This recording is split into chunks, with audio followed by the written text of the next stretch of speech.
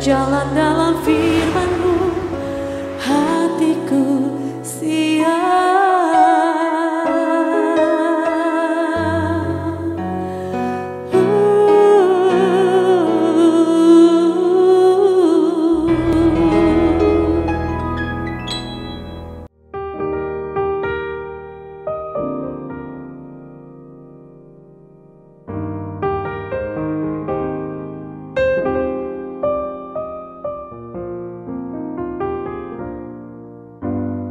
Salam, God Lover yang dikasihi oleh Tuhan Yesus. Senang boleh kembali berjumpa dengan saudara dalam program Resen God malam hari ini bersama Diaspora TV.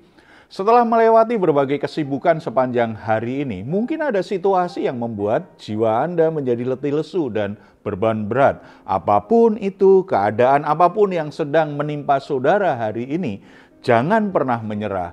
Sebab Tuhan mengundang kita semua untuk mengalami kelegaan. Tuhan Yesus berkata, "Marilah kepadaku semua yang letih lesu dan berbeban berat, aku akan memberi kelegaan kepadamu." Puji Tuhan, undangan luar biasa, janji Tuhan yang luar biasa. Mari kita responi dengan sukacita, dengan iman kita datang di dalam doa. Kita bersatu dalam doa. Bapa di surga, kami menghampiri tata kasih karunia-Mu. Kami membawa semua beban hidup kami, pergumulan hidup kami. Engkau tahu ada peristiwa, ada masalah yang kami hadapi. Kami membutuhkan anugerah-Mu. Kami percaya Bapa bahwa Engkau akan memberi kami kelegaan. Engkau akan memberi kami ketenangan. Engkau akan memberi kami jalan keluar yang terbaik. Kami membutuhkan Engkau, kami membutuhkan firman-Mu. Oleh sebab itu, mari Engkau berbicara saat ini dalam nama Tuhan Yesus Kristus. Amin. Saudara-saudara yang dikasihi oleh Tuhan Yesus, Tuhan menginginkan sebagai orang Kristen, kita tidak hanya hidup untuk diri kita sendiri. Tetapi Tuhan ingin kita menjadi saksi-saksi Kristus yang bisa menghasilkan buah-buah yang mempermuliakan nama Tuhan. Ada banyak orang Kristen merasa sudah puas kalau dia sudah rajin beribadah, dia ikut dalam berbagai kegiatan gereja atau sudah melayani. Tetapi mari saat ini kita belajar dari tokoh iman, yaitu Rasul Paulus. Dia jarang sekali berbicara tentang dirinya sendiri. Lebih banyak dia bicara tentang apa yang dilakukan di dalam Tuhan. Tetapi ada beberapa bagian di Alkitab kita bisa temukan bagaimana dirinya dan apa yang membuatnya bisa berbuah dan berhasil. Tidak hanya sebagai saksi Kristus, tetapi sebagai mentor-mentor rohani bagi banyak orang yang sudah dimenangkannya. Mari kita lihat bagaimana Paulus menjadikan dirinya itu menjadi saksi Kristus yang hidup, menjadikan dirinya teladan iman bagi junior-juniornya secara rohani. Sehingga melalui hidupnya ada orang-orang yang bertumbuh dalam Kristus dengan baik. Kita akan mencermati dari Roma 15 ayat 14 sampai 21. Di perikop ini kita temukan beberapa poin penting tentang hal itu. Kita lihat yang pertama ayat 15 dan 18. "Saudara-saudaraku, aku sendiri memang yakin tentang kamu bahwa kamu juga telah penuh dengan kebaikan dan dengan segala pengetahuan dan sanggup untuk saling menasihati." 18. "Sebab aku tidak akan berani berkata-kata tentang sesuatu yang lain kecuali tentang apa yang telah dikerjakan Kristus olehku, yaitu untuk memimpin bangsa-bangsa lain kepada ketaatan oleh perkataan dan perbuatan." Saudara-saudara yang dikasihi oleh Tuhan Yesus, di sini Paulus menunjukkan sebagai pribadi yang bijaksana, yang memakai kata-katanya dengan bijaksana, sebagai orang yang lebih senior, sebagai pemimpin, sebagai mentor rohani. Ia bisa saja memakai perkataan-perkataan yang semaunya sendiri, sebab orang lain mungkin juga takut untuk mendebat dia, apalagi melawan kata-katanya yang penuh dengan wibawa. Tetapi ia tidak mencari-cari kesalahan orang lain.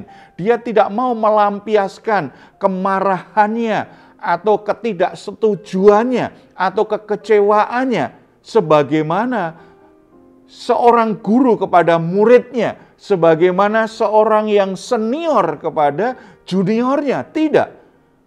Ia tetap memakai kata-kata yang bijaksana. Dia hanya mengingatkan apa yang telah mereka ketahui, maksudnya yang sudah diketahui oleh murid-muridnya, yang diketahui oleh orang-orang yang dilayaninya, bahwa dalam kasih karunia mereka sanggup melayani Tuhan dan sesamanya.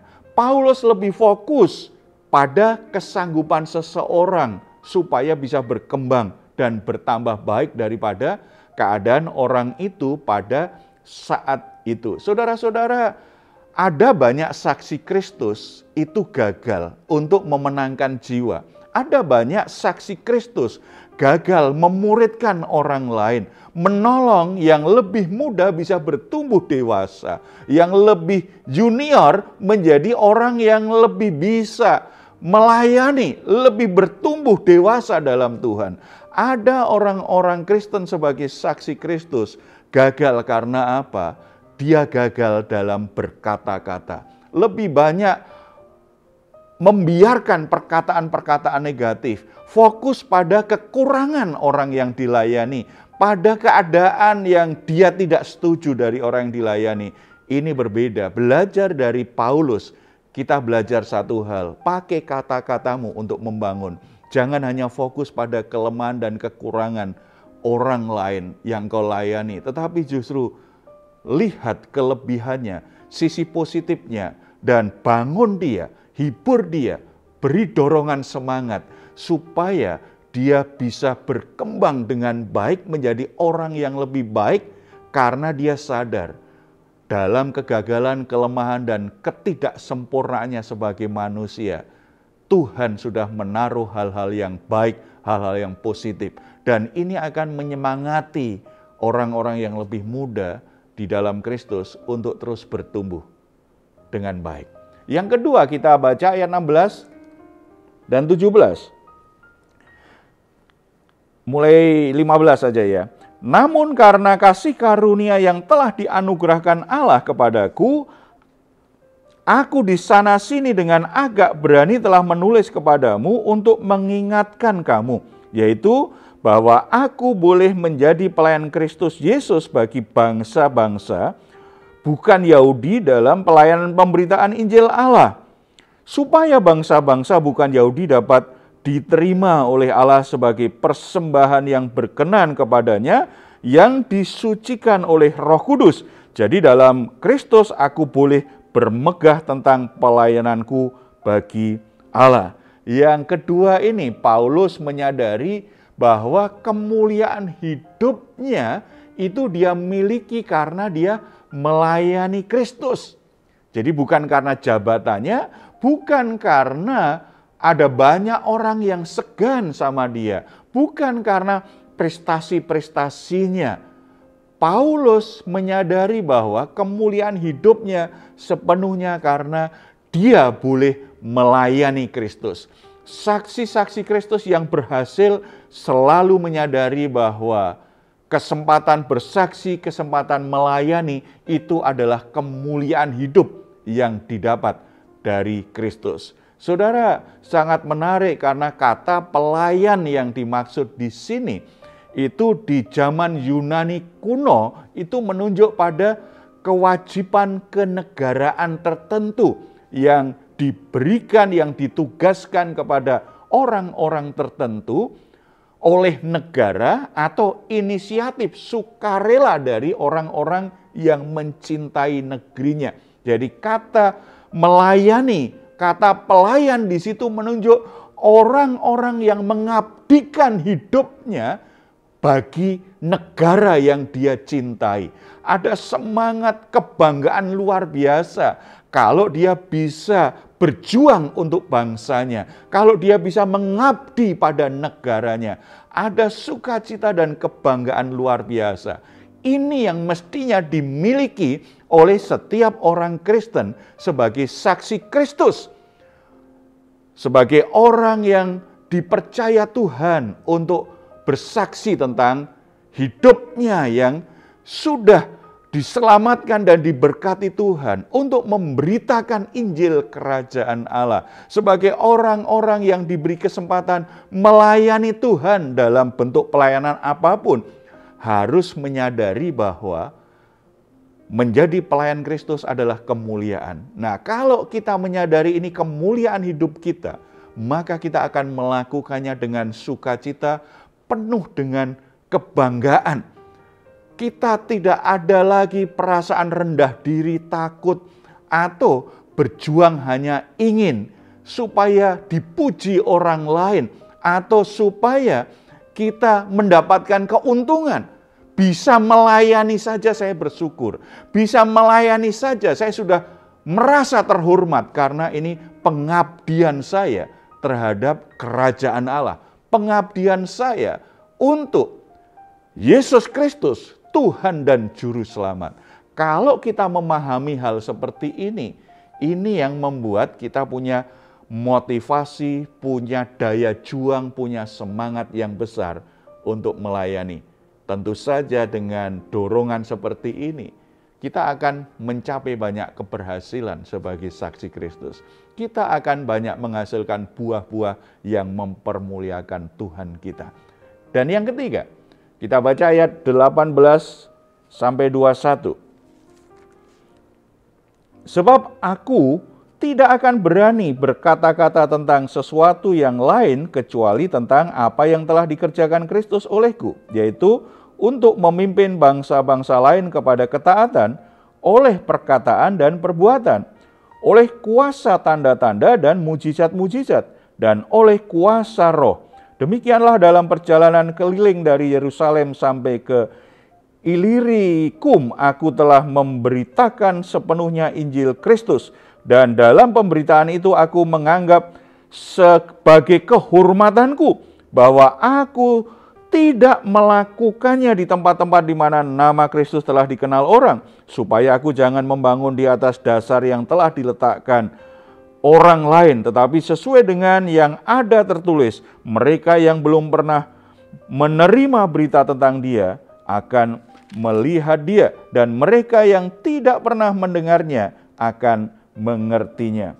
Saudara-saudara, yang ketiga di sini Paulus menegaskan bahwa ia melihat dirinya itu sebagai alat di tangan Kristus. Dia hanya alat. Itu bukan proyek pribadinya pelayanan itu. Bersaksi itu bukan proyek pribadinya. Itu bukan misi pribadinya. Itu bukan karena dia hebat, bukan karena dia lebih baik dari orang lain.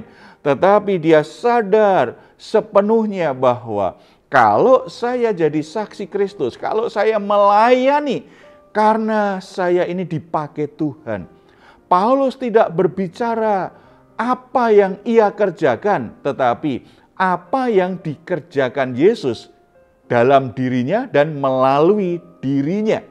Bukan ini loh yang aku kerjakan, tetapi ini loh yang dikerjakan Kristus di dalam hidupku dan melalui aku kepada orang lain. Ia tahu kalau panggilannya itu memang fokus pada bangsa-bangsa non-Yahudi. Dia sadar betul panggilan Tuhan dalam hidupnya. Dia tidak perlu berebut lahan pelayanan. Dia tidak perlu harus bersaing dengan orang lain. Dalam kesadaran seperti itulah Paulus melihat dirinya dengan cara yang positif, benar dalam sudut pandang kasih karunia Allah. Sehingga Paulus melakukan tugas panggilannya dan pelayanannya dengan cara yang efektif dan bijaksana. Ia tidak perlu minder dengan para rasul lain, walaupun ia rasul yang terakhir. Ia juga tidak perlu merasa harus membuktikan diri atau bersaing dengan para rasul Yesus yang lain yang lebih senior dari dirinya. Saudara-saudara, dalam suasana menyambut peringatan Jumat Agung dan Paskah, baiklah kita semakin menyadari kasih karunia Allah yang telah diberikan kepada kita, baik melalui keselamatan yang dianugerahkan kepada kita, maupun potensi-potensi baik yang Tuhan taruh dalam hidup kita, serta kesempatan-kesempatan yang dibukakan Tuhan, maupun panggilan hidup kita secara pribadi. Sehingga kita akan menjadi pribadi-pribadi yang semakin produktif dan berhasil sebagai saksi Kristus, sebagai pelayan Tuhan, sebagai orang Kristen yang sungguh-sungguh ingin berbuah bagi Yesus Kristus Tuhan kita.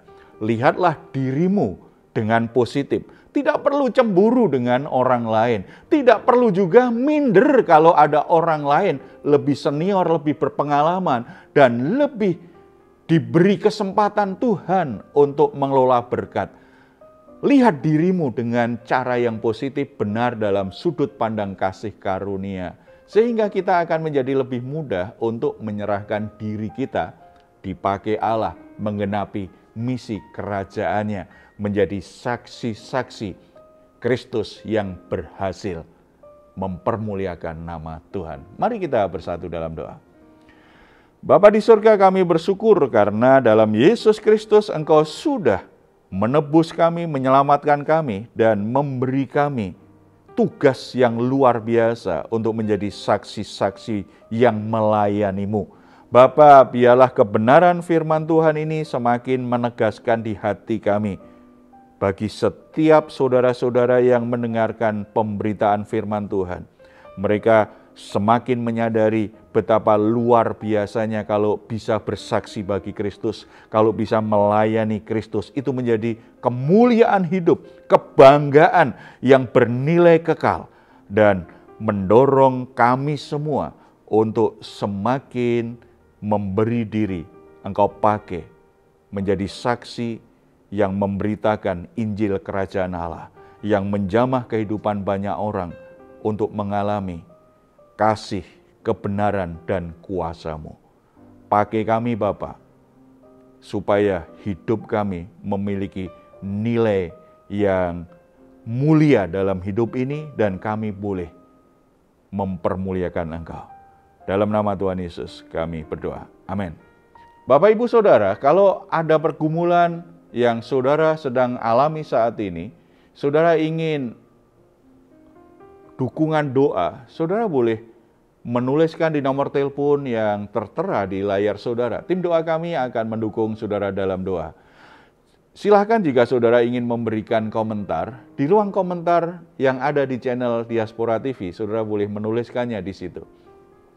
Baik saudara-saudara, sebelum kita berpisah, mari kita memperkatakan bersama-sama Mazmur 4 ayat 8-9. Engkau telah memberikan sukacita kepadaku lebih banyak daripada mereka ketika mereka kelimpahan gandum dan anggur. Dengan tentram aku mau membaringkan diri, lalu segera tidur. Sebab hanya Engkaulah ya Tuhan yang membiarkan aku diam dengan aman. Puji Tuhan, selamat beristirahat. Doa saya senantiasa untuk saudara, saudara sungguh-sungguh mengalami Rest and God malam hari ini. Tuhan Yesus memberkati kita semuanya. Salam.